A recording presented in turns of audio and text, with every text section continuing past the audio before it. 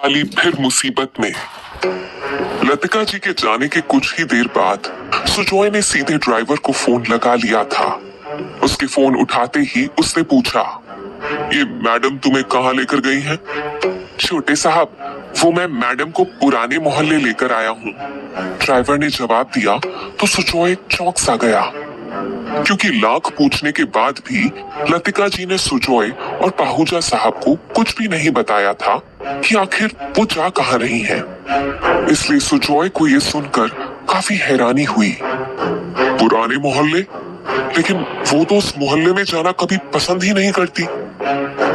जी साहब, मगर वो जो लाली बिटिया थी, मैडम ने उन्हें अपने पुराने मोहल्ले वाले घर में ही रखा हुआ था। क्या? माँ ने लाली को वहां रखा हुआ है? सुजॉय ये सुन एक बार फिर हैरान रह गया। पुराने मोहल्ले में उनका बरसों पुराना मकान था, जहां पाहूजा साहब अपने कामयाब होने से पहले रहा करते थे। मगर जब से उनका स्टेटस बदला, तब से लतिका जी पलटकर वहां कभी नहीं गई थी, क्योंकि वो पुराना मोहल्ला उनके स्टेटस को अब सूट नहीं करता था। उसने ड्राइवर से एक दो और सवाल कर जल्दी से लतिका जी को फोन मिलाया। हेलो। उधर से लतिका जी की कुछ परेशान सी आवाज आई। माँ, आप पुराने मोहल्ले में हैं। आपने लाली को वहां रखा हुआ है और हमें कुछ बताना भी जरूरी नहीं समझा। कहते हुए सुजॉय के लहजे में एक शिकायत सी उतर आई थी। तब लतिका जी ने एक गहरी सांस लेते हुए कहा, मैंने लाली को यहाँ रखा हुआ था सुजॉय, अब वो यहाँ से भाग चुकी है। ये सुन सुजॉय के होश ही उड़ गए। क्या? लाली भाग गई? लेकिन कैसे और कहां? कुछ पता नहीं बेटा, हमने आसपास देखा मगर वो कहीं नजर नहीं आ रही है। माँ, आप इतनी बड़ी बेवकूफी कैसे कर सकती हैं? अरे कम से कम मुझे या डैड में से किसी एक को तो इन सब के बारे में पूरी बात बताती। अब देखिए कितना बड़ा नुकसान हो जाएगा अगर वो हमें नहीं मिली तो। इतनी बड़ी गोल्डन अपॉर्चुनिटी हमारे हाथ से निकल जाएगी। लतिका जी को आज पहली बार खुद पर गुस्सा आ रहा था। अगर वो थोड़ी तसल्ली से काम लेती तो आज शायद लाली सेफली उनके घर पे होती और उसे मिस्टर शाह को सौंपकर वो लोग अपने कर्ज से भी आजाद हो जाते। सुजॉय की बातें सुनकर लतिका जी को और झुंझुलाहट हो गई। उन्होंने अपने खास टोन में बिगड़ते हुए कहा, बस तुम और तुम्हारे डैड इसकी फिक्र मत करो। अगर बात मेरी वजह से बिगड़ी है तो उसे संभालूंगी भी मैं ही। उसे इतनी आसानी से अपने हाथों से जाने नहीं दूंगी। अब उसकी जिंदगी से हमारा फ्यूचर जुड़ा हुआ है। मैंने कह दिया ना कि मैं उसे लेकर आऊंगी तो आऊंगी। इसलिए कहते कहते लतिका जी कुछ पलों के लिए रुक सी गईं। उनकी नजरें खिड़की पर पड़ी तो काफी दूर उन्हें ऑटो से उतरती हुई लाली नजर आई। उन्होंने जल्दी में सुजॉय से कहा, एक मिनट, मिल गई वो। तुम फोन रखो, मैं अभी देखती हूँ उसे। ओके ओके माँ, आप देखो उसे और हाँ ध्यान रहे, अब उसे कहीं जाने नहीं देना है। कह उसने कॉल काट दिया। वहीं लतिका जी लाली के बिल्डिंग में आने का इंतजार करने लगी। पाहूजा साहब ने जब सुजॉय की बातें सुनी तो वो भी कुछ परेशान होते हुए बोले, ये लतिका भी ना अपनी जिद और ईगो के आगे तो इसे कुछ सोचता ही नहीं। अब देखो बैठे बिठाए इतनी बड़ी मुसीबत खड़ी कर दी। सुजॉय ने देखा कि डैड कुछ ज्यादा ही बेचैन नजर आ रहे हैं तो वो उनके पास आकर उनके कंधे पर हाथ रखते हुए बोला, डैड, माँ इतनी भी बुरी नहीं जितना आप उन्हें समझते हैं। उन्हें नहीं सही लगा होगा लाली को इस घर में रखना, इसलिए उसे वहां शिफ्ट कर दिया। अब किसे पता था वो वहां से निकल जाएगी।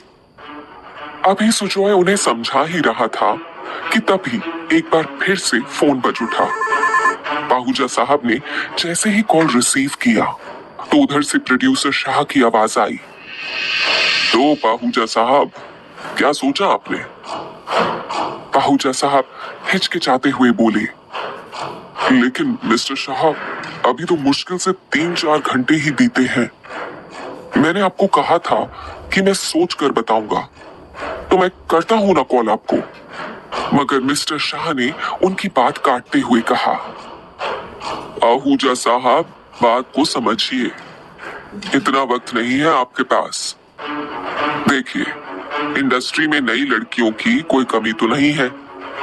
अब अगर ऐसे में मैं आपसे उस लड़की को मांग रहा हूँ तो ये आप पर एहसान है हमारा, और आप हैं कि ऐसे बिहेव कर रहे हैं जैसे कि आप ये शर्त मानकर हम पर ही एहसान कर रहे हो। मिस्टर शाह की आवाज में कुछ नाराजगी थी। पाहूजा साहब भी ये बात बखूबी समझ रहे थे, लेकिन बिना लाली से पूछे वो कोई कमिटमेंट नहीं कर सकते थे। मैं जल्दी डिसाइड करके बताता हूं आपको, कहकर उन्होंने कॉल रख दिया।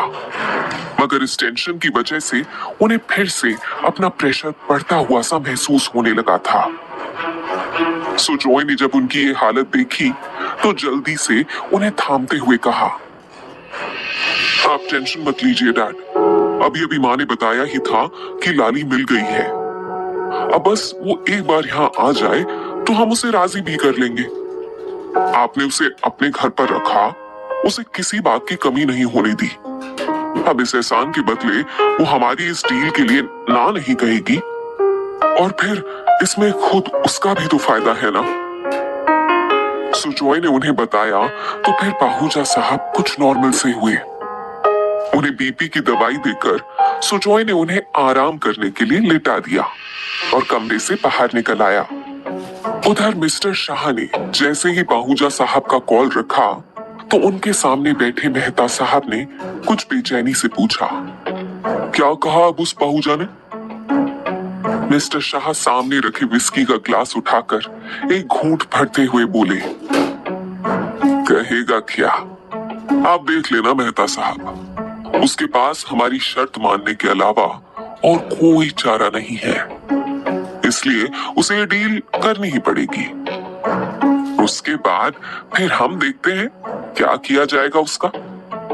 इतने आइटम सॉन्ग करवाएंगे उससे कि पाहूजा भी याद रखेगा।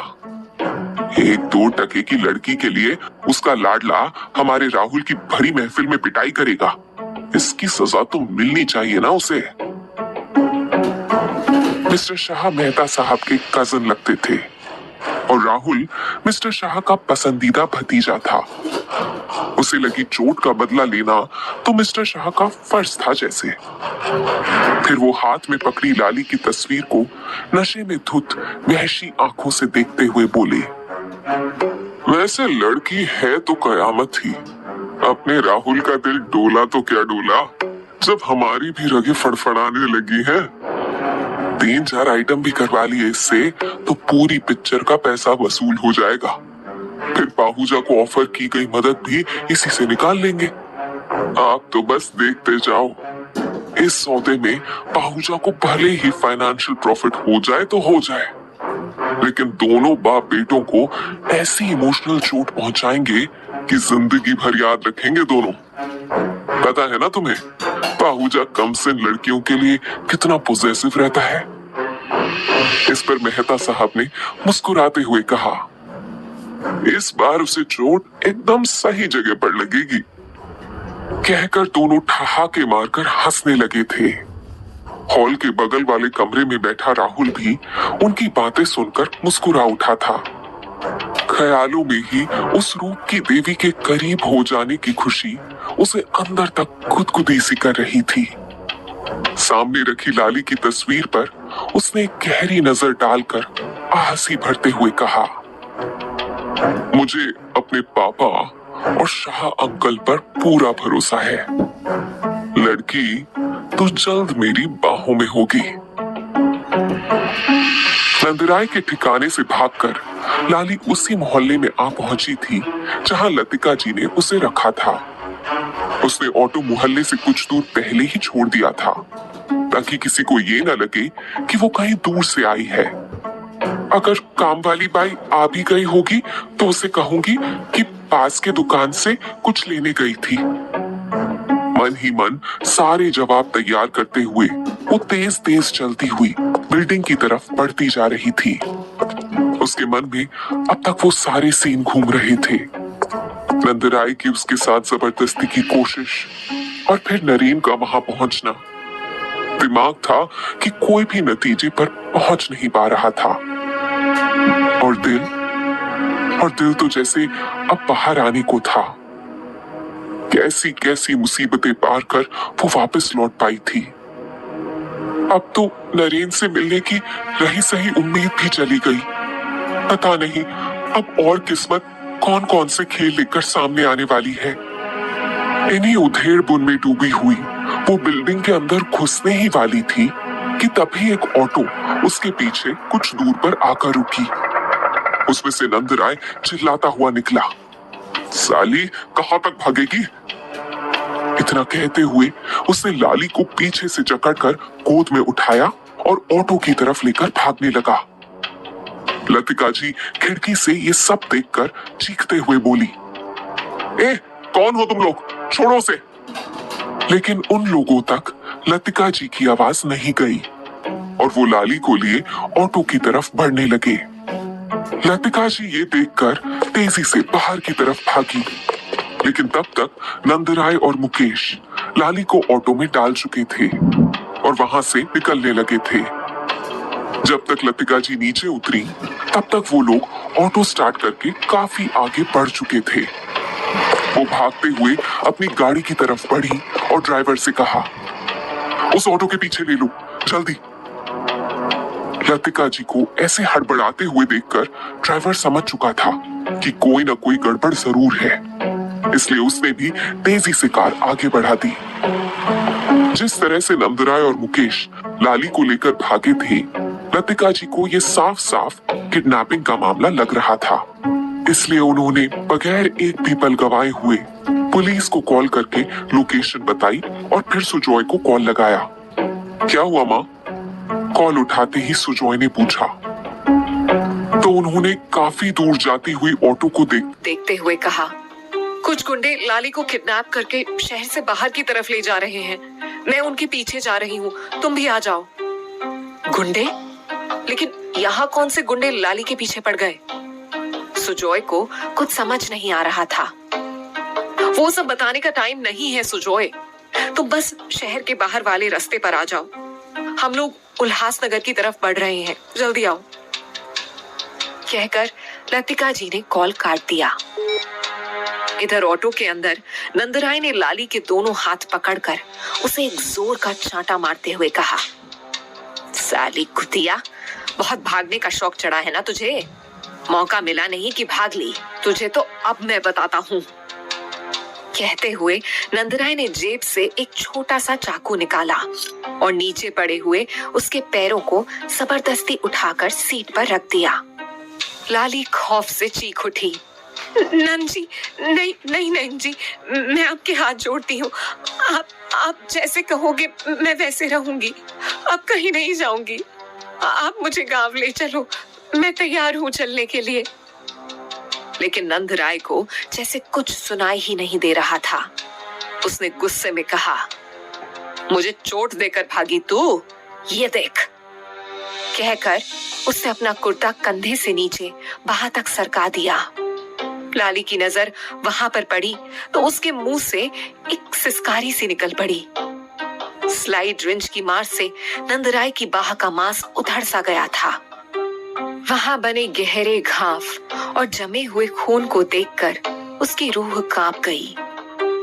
मुझसे गलती हो गई नंद जी, बहुत बड़ी गलती हो गई।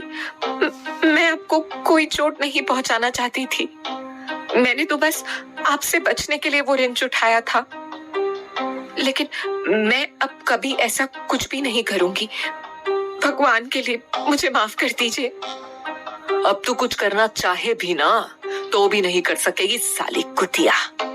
लेकिन अब जो गलती तुझसे हुई है तो उसकी सजा तो तुझे मिलनी चाहिए ना, इसलिए अब सजा के लिए तैयार हो जा। तुझे कम से कम इतनी चोट तो देनी ही पड़ेगी कि मेरा बदला पूरा हो सके। और फिर जो तूने गांव भर में मेरा नाम खराब किया है उसका बोनस अलग से। साला जवाब देते देते थक गए मैं और मेरी माँ। और ये साली अपने ही सौतेले बेटे से प्रेम लीला रचाने का सपना लिए बंबई आ गई। उसे इतना डरा हुआ देखकर नंदराय के होठों पर शैतान सी मुस्कुराहट बिखर गई थी। उसने लाली की आंखों के सामने चाकू लहराते हुए कहा, और गांव तो तुझे जाना ही पड़ेगा, क्योंकि वहां के लोगों को तुझे ले जाकर दिखाना मेरी मजबूरी है, ताकि सबको पता चल सके कि तू मुझे छोड़कर भागी नहीं है। लेकिन अब मैं तुझे गांव ऐसे लेकर जाऊंगा कि तू फिर कभी वहां से भाग निकलने के लायक ही ना बचे। इन्हीं सुंदर पैरों से भागती है ना तू, अब ना इन पैरों की सुंदरता रहेगी और ना भागना। अरे भागना तो दूर, मैं चलने तक की भी ताकत नहीं छोड़ूंगा तुझ में। बहुत बुरा किया तूने नंदराय के खिलाफ जाकर। अब तू तो बस अपने कर्मों का फल भुगतने के लिए तैयार हो जा। कहकर उसने वो छोटा सा मगर धारदार नुकीला चाकू उसके पैरों के पास ले जाकर रख दिया और फिर उसकी आंखों में फैला हुआ डर देखकर ठहाके मारकर हंसने लगा। देख मुकेश, देख कैसे डर रही है, उसने मुकेश की तरफ देखते हुए कहा। फिर लाली की तरफ मुड़ते हुए बोला, तू इतना क्यों डर रही है? अरे जान से नहीं मारने वाला तुझे मैं, तुझे तो बस धीरे धीरे काटूंगा और ऐसे काटूंगा कि तू दर्द से तड़प उठे, मगर जिंदा तो तुझे रहना होगा, मुझे जिंदगी भर पत्नी सुख देने के लिए। इस बार नंदराय और मुकेश दोनों के ठहाके गूंज उठे थे। उसकी बातें सुनते ही लाली ने अगले पल का सोचकर अपनी आंखें जोर से भींच ली थी।